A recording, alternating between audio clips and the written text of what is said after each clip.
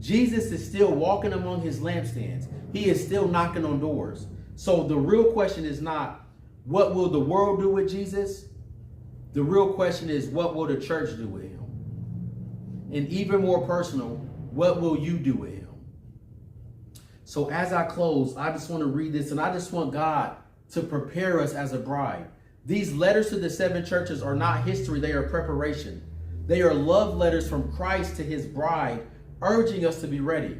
Imagine a groom writing a letter to his bride before the wedding. That's what God is doing to us. If we are the bride of Christ, what bride comes to the wedding unprepared?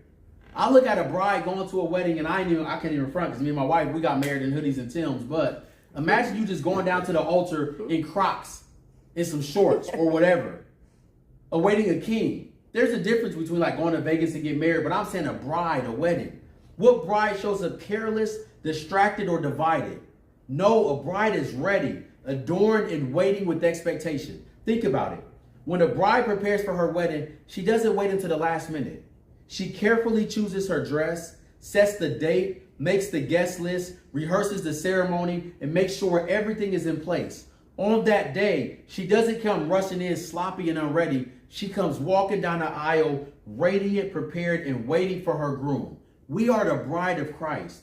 This is the same posture the church must take. We don't know the day or the hour, but we must be ready. And God kept ringing that in my ear. If you knew what time a thief was going to break into your home, you'd be there. He said, keep the oil ready. Keep your spirits ready. Yeah. Don't get so comfortable in going to church that you miss me. What if you go to church, but God is like, listen, I'm here. Yeah. Maybe there's an encounter where God will say, I need you to stay home, but you ready to run the church. There's moments where I went to church and I probably should have stayed home because I didn't get anything from church. But there's moments where I sat in my living room and stayed in the presence of God and couldn't move. God is like, listen to my voice. What is the posture of your heart? That's the same posture the church must have. We don't know the day or the hour. We must be ready. The Bible says that when Adam was put into a deep sleep, Adam's case, it was a necessary condition for divine creation. He gave of himself so Eve could live. In the same way Christ died, he was pierced, his blood was shed that we might live life. Adam and Eve became one flesh. Christ and his church are one body. Think about that. Adam and Eve were one flesh. Christ and his church are one body.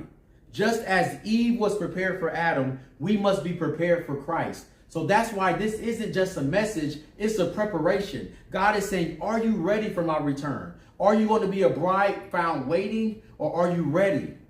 The letters to the church are preparation.